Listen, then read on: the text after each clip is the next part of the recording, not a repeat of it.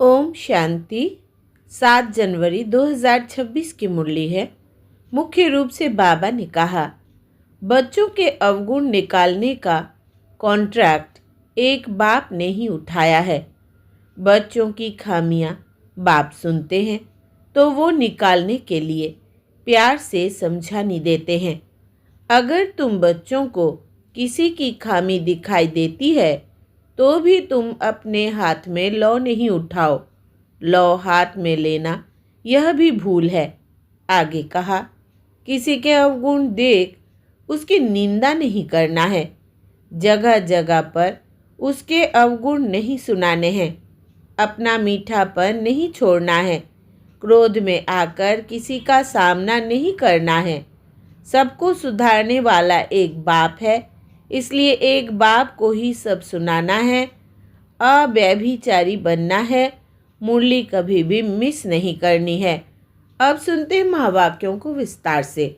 बाबा ने कहा, मीठे बच्चे, कभी भी अपने हाथ में लौ नहीं उठाओ। यदि किसी की भूल हो तो बाप को रिपोर्ट करो। बाप सावधानी देंगे। प्रश्न है, बाप ने कौन सा कॉन्ट्रैक्ट अर्थात ठेका उठाया है? उत्तर, बच्चों के अवगुण निकालने का कॉन्ट्रैक्ट एक बाप ने ही उठाया है। बच्चों की खामियां बाप सुनते हैं तो वो निकालने के लिए प्यार से समझानी देते हैं। अगर तुम बच्चों को किसी की खामी दिखाई देती है तो भी तुम अपने हाथ में लौ नहीं उठाओ। लौ हाथ में लेना यह भी भूल है। ओम शांति। मीठे मीठे रूहानी बच्चे आते हैं बाप से रिफ्रेश होने, क्योंकि बच्चे जानते हैं बेहद के बाप से बेहद विश्व की बादशाही लेनी है। यह कभी भूलना नहीं चाहिए, परंतु भूल जाते हैं। माया भुला देती है। अगर ना भुलावे तो बहुत सुखी रहे। बाप समझाते हैं, बच्चों, इस बैज को घड़ी घड़ी देखते रहो। चित्रों को भी देखते रहो। घूमते फिरते बैज को देखते रहो तो पता पड़े बाप द्वारा बाप की याद से हम यह बन रहे हैं। दैवी गुण भी धारण करने हैं। यही समय है नॉलेज मिलने का। बाप कहते हैं, मीठे मीठे बच्चों, रात दिन मीठे मीठे कहते रहते हैं। बच्चे नहीं कह सकते मीठे मीठे बाबा। कहना तो दोनों को चाहिए। दोनों ही मीठे हैं ना, बेहद के बाप दादा। परंतु कई देह अभिमानी सिर्फ बाबा को मीठा मीठा कहते हैं। कई बच्चे तो गुस्से में आकर फिर कभी बाप दादा को भी कुछ कह देते। कभी बाप को कहा तो दादा को भी कहा। बात एक ही हो जाती। कभी ब्राह्मणी पर कभी आपस में नाराज हो पड़ते हैं तो बेहद का बाप बैठ बच्चों को शिक्षा देते हैं।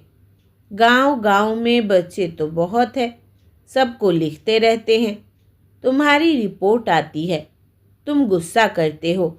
बेहद का बाप इसको देह अभिमान कहेंगे। बाप सबको कहते हैं, बच्चों, देही अभिमानी भव। सब बच्चे नीचे ऊपर होते रहते हैं। इसमें भी माया जिसको समर्थ पहलवान देखती है उनसे ही लड़ाई करती है। महावीर हनुमान के लिए दिखाया है कि उनको भी हिलाने की कोशिश की। इस समय ही सबकी परीक्षा लेती है।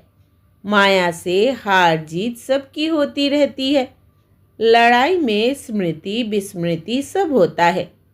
जो जितना स्मृति में रहते हैं, निरंतर बाप को याद करने की कोशिश करते हैं, वो अच्छा पद पा सकते हैं। बाप आए हैं बच्चों को पढ़ाने, सो तो पढ़ाते रहते हैं। श्रीमत पर चलते रहना है। श्रीमत पर चलने से ही श्रेष्ठ बनेंगे। इसमें कोई से बिगड़ने की बात ही नहीं। बिगड़ना माना क्रोध करना। भूल आदि करते हैं तो बाबा के पास रिपोर्ट करनी है। खुद किसको नहीं कहना चाहिए। फिर जैसे कि लॉ हाथ में ले लिया, गवर्नमेंट लॉ हाथ में उठाने नहीं देती।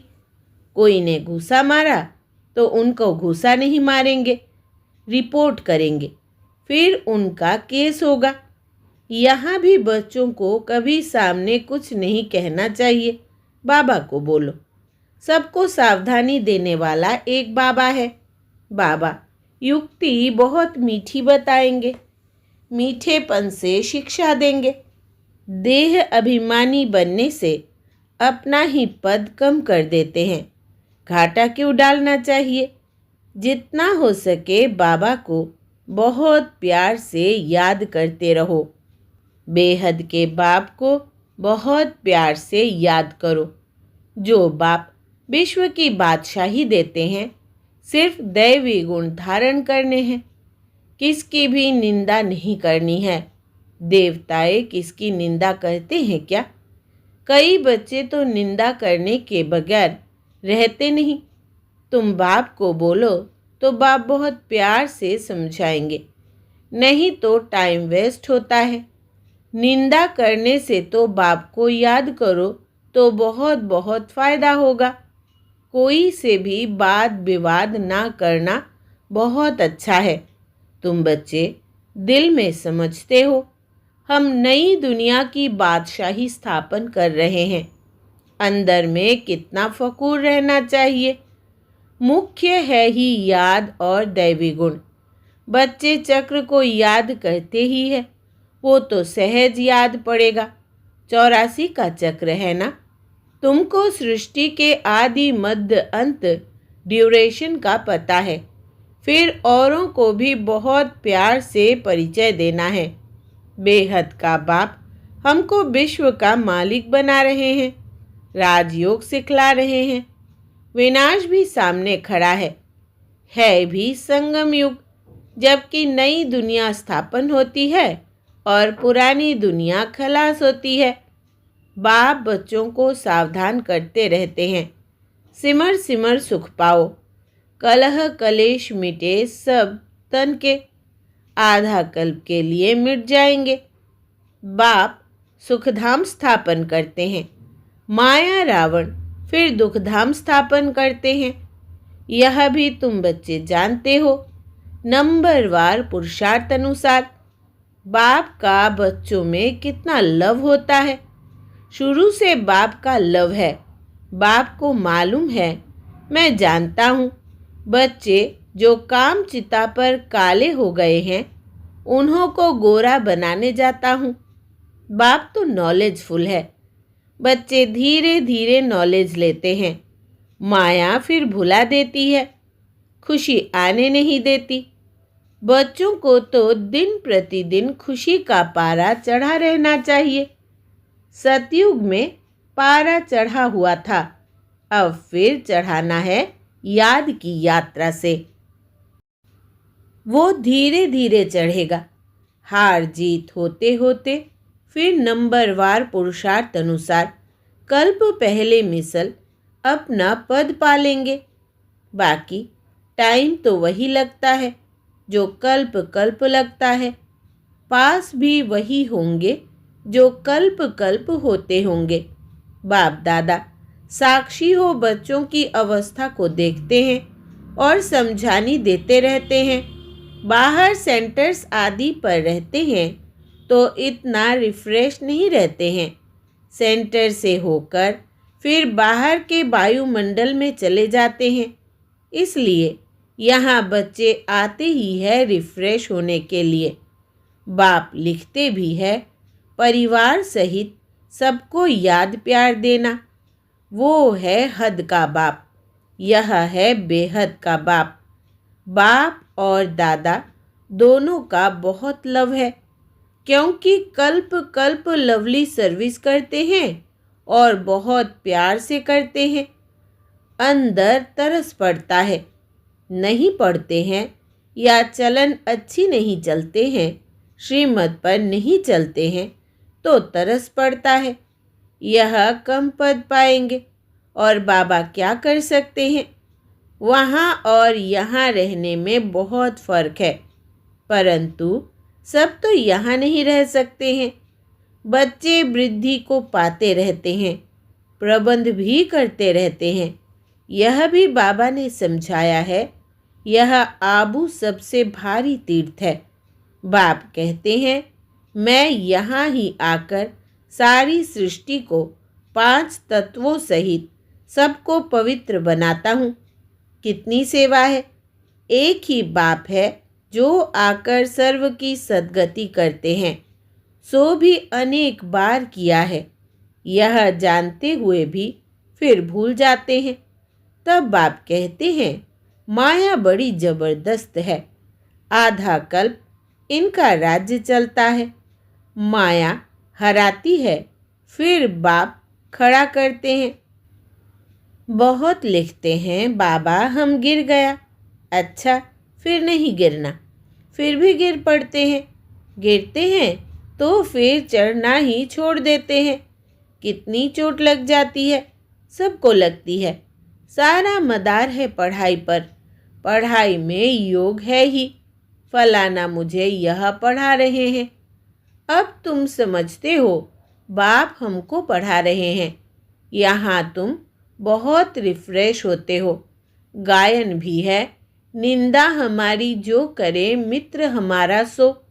भगवान उवाच, मेरी ग्लानि बहुत करते हैं। मैं आकर मित्र बनता हूँ। कितनी निंदा करते हैं। मैं तो समझता हूँ सब हमारे बच्चे हैं। कितनी मेरी प्रीत है इनके साथ। निंदा करना अच्छा नहीं है। इस समय तो बहुत खबरदारी रखनी चाहिए। भिन्न भिन्न अवस्थाओं वाले बच्चे हैं। सब पुरुषार्थ करते रहते हैं। कोई भूल भी होती है तो पुरुषार्थ कर अभूल बनना है। माया सबसे भूले कराती है। बॉक्सिंग है ना, कोई समय ऐसी चोट लगती है जो गिरा देती है। बाप सावधानी देते हैं, बच्चे ऐसे हारने से की कमाई चट हो जाएगी। 5 मंजिल से गिर पड़ते हैं। कहते हैं, बाबा ऐसी भूल फिर कभी नहीं होगी, अब क्षमा करो। बाबा क्षमा क्या करेंगे। बाप तो कहते हैं पुरुषार्थ करो। बाबा जानते हैं माया बहुत प्रबल है, बहुतों को हराएगी। टीचर का काम है भूल पर शिक्षा दे अभूल बनाना। ऐसे नहीं कि किसी ने भूल की तो हमेशा उनकी वो होती रहेगी। नहीं, अच्छे गुण गाए जाते हैं, भूल नहीं गाई जाती है। अविनाशी वैद्य तो एक ही बाप है, वो दवाई करेंगे। तुम बच्चे क्यों अपने हाथ में लौ उठाते हो। जिसमें क्रोध का अंश होगा वो ग्लानि ही करते रहेंगे। सुधारना बाप का काम है। तुम सुधारने वाले थोड़ी हो। कोई में क्रोध का भूत है, खुद बैठ किसकी ग्लानि करते हैं तो गोया अपने हाथ में लौ उठाया। इससे वो सुधरेंगे नहीं और ही अनबन हो जाएगी, लून पानी हो जाएंगे। सब बच्चों के लिए एक बाप बैठा है। लौ अपने हाथ में उठाए किसकी ग्लानि करना यह भारी भूल है। कोई ना कोई खराबी तो सब में होती है। सब संपूर्ण तो नहीं बने हैं।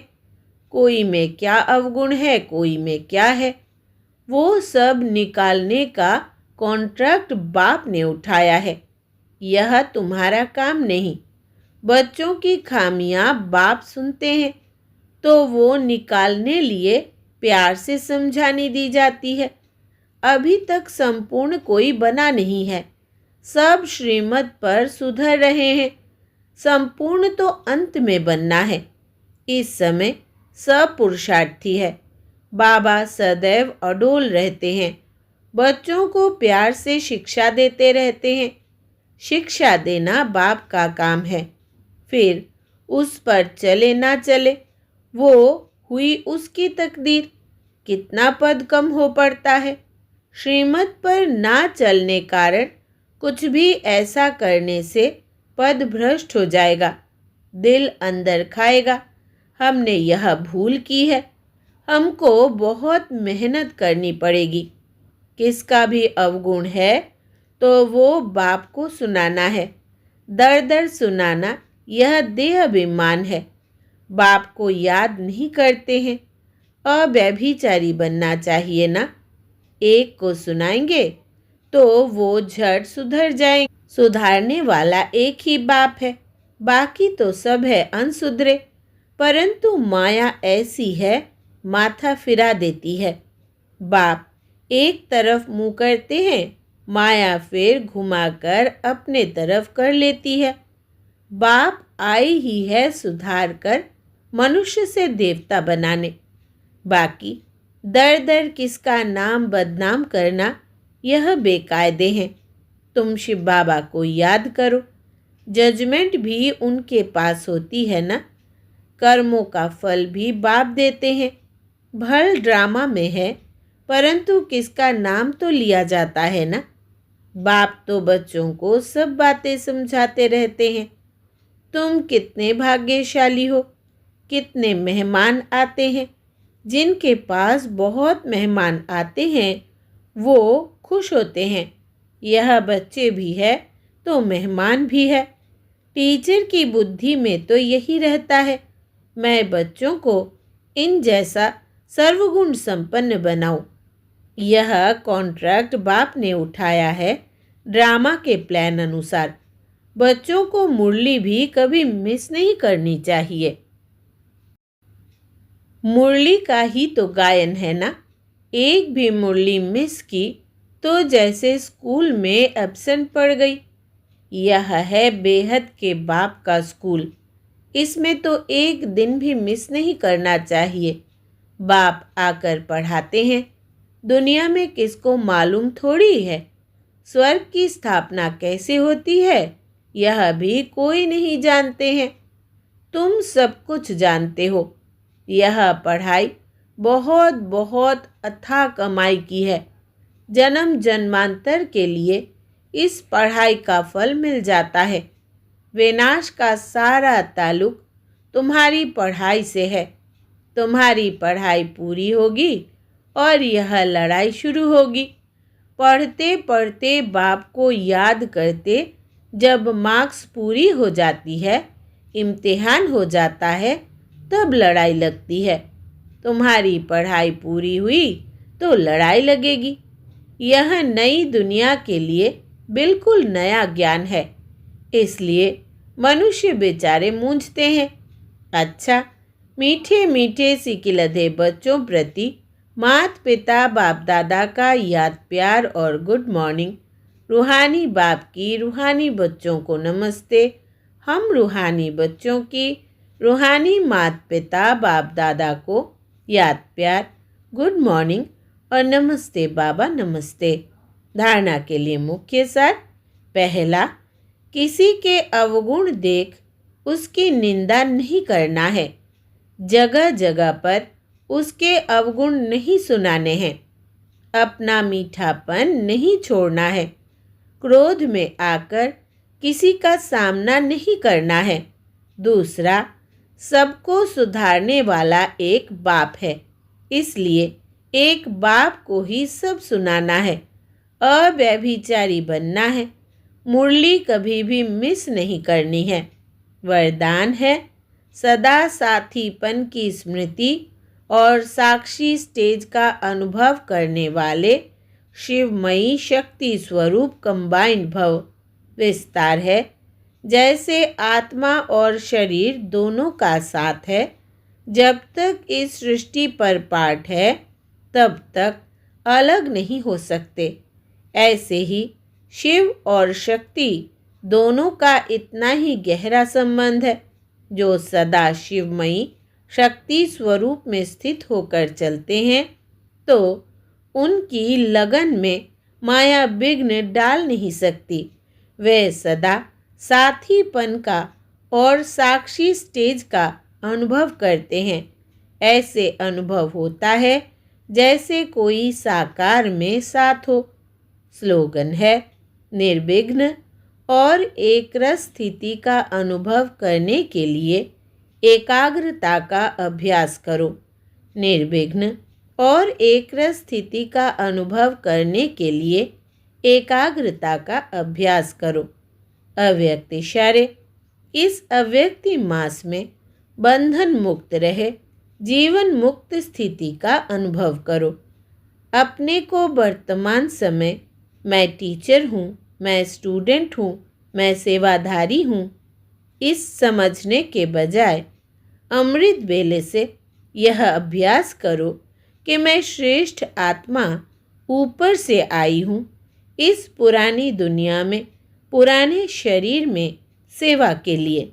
मैं आत्मा हूँ। यह पाठ अभी और पक्का करो। मैं सेवाधारी हूँ। यह पाठ पक्का है, लेकिन मैं आत्मा सेवाधारी हूँ। यह पाठ पक्का कर लो तो जीवन मुक्त बन जाएंगे। अच्छा, ओम शांति।